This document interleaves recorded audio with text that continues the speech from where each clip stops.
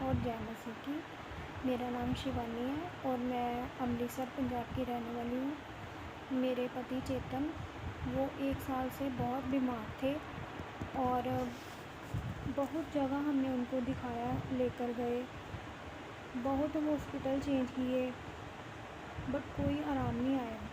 दिन ब दिन जैसे मानो कि आप उनकी हालत बिगड़ती ही जा रही थी। महीने में अगर वो 10 दिन घर रहते थे तो 10 दिन हॉस्पिटल में रहते थे। सब जगह इलाज करवाया, इवन कि दिल्ली तक लेके गए, उनका ऑपरेशन भी करवाया, फिर भी कोई फ़र्क नहीं पड़ा।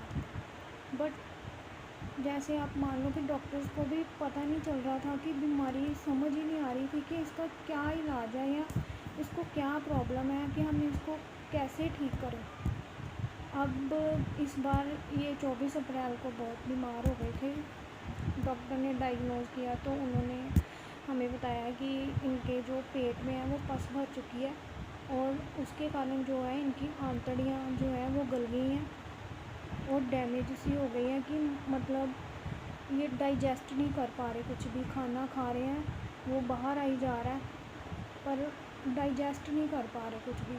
रिपोर्ट्स भी काफ़ी इनकी ख़राब थी, बहुत ही ज़्यादा ख़राब थी।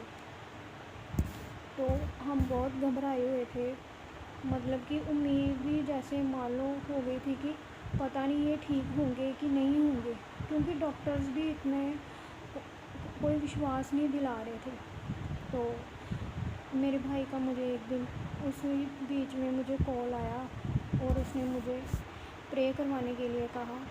उसके नॉन में आंटी जी, बिंदु आंटी जी, उनका मैं बहुत बहुत धन्यवाद करती हूँ कि उन्होंने हमें यहाँ पास्टर बैनी थॉमस जी से मिलाया और उनको उनके साथ हमने जोड़ा और मैंने इनकी प्रे करवानी शुरू कर दी सुबह शाम।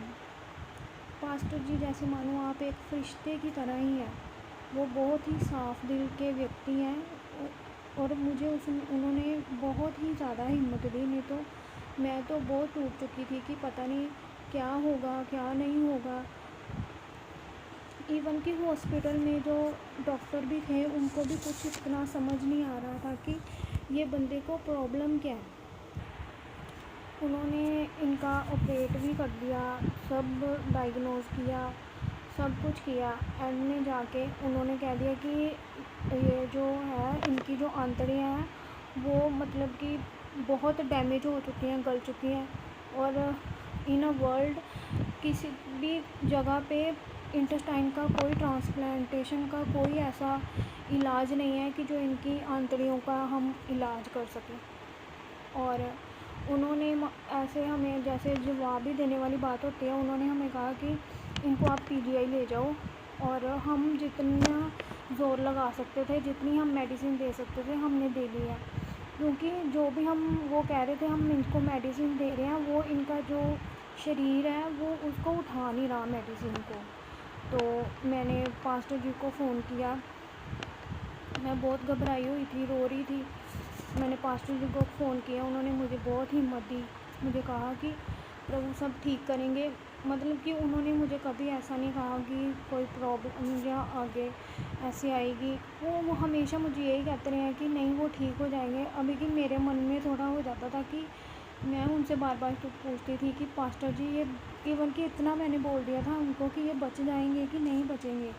तो पास्टर जी ने मुझे बहुत हिम्मत दी। उन्होंने मुझे कहा कि सभी इनके लिए प्रे कर रहे हैं, आप टेंशन मत लो, मतलब ये ठीक होंगे।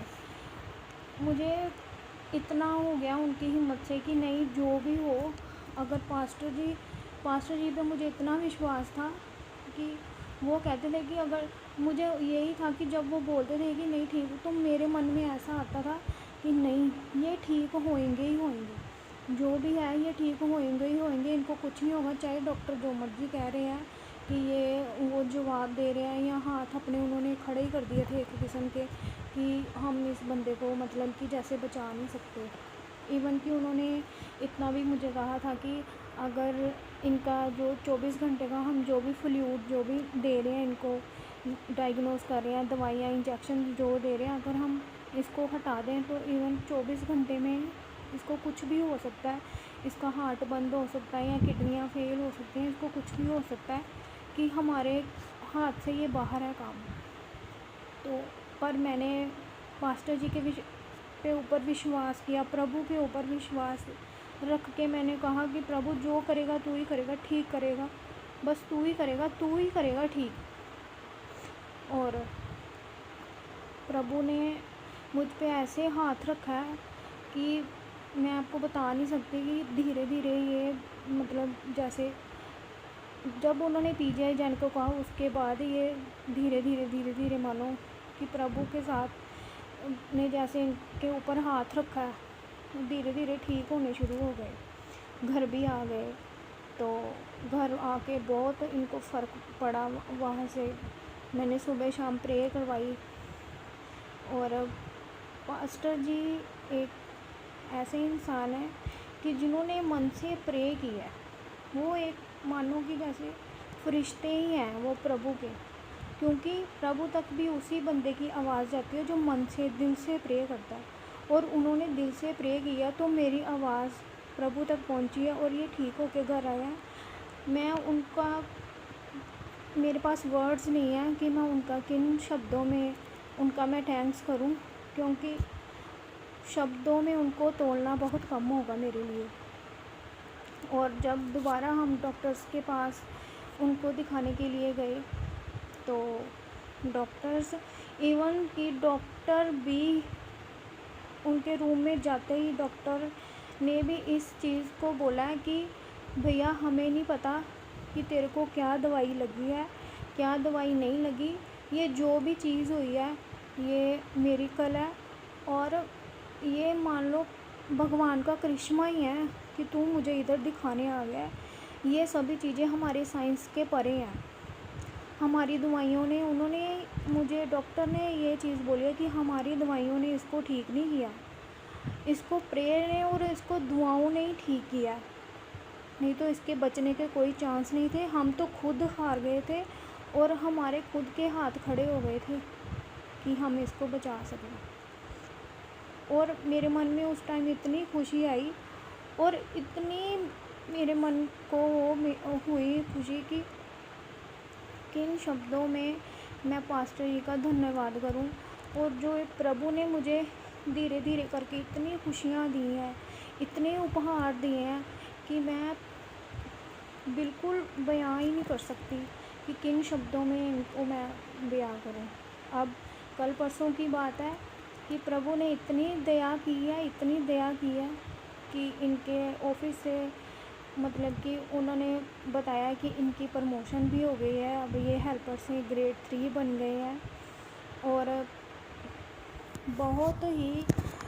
बहुत धन्यवाद करती हूँ मैं पास्टर जी का, वो मेरे लिए प्रभु जी ही हैं। और क्योंकि वो प्रभु तक आवाज़ पहुँचाने वाले हैं और साफ़ मन के आदमी हैं, बिल्कुल बहुत बढ़िया आदमी है वो। अगर साफ़ दिल के आदमी के मन से आवाज़ निकले ना तो प्रभु तक ना पहुँचे, ये नहीं हो सकता। और उनकी वजह से ही ये ठीक हुए हैं, प्रभु तक आवाज़ पहुँची है। और भी जितने भाई बहनों ने जिन्होंने भी इनके लिए प्रे किया है, उन सभी का धन्यवाद करती हूँ। जय मसीह की।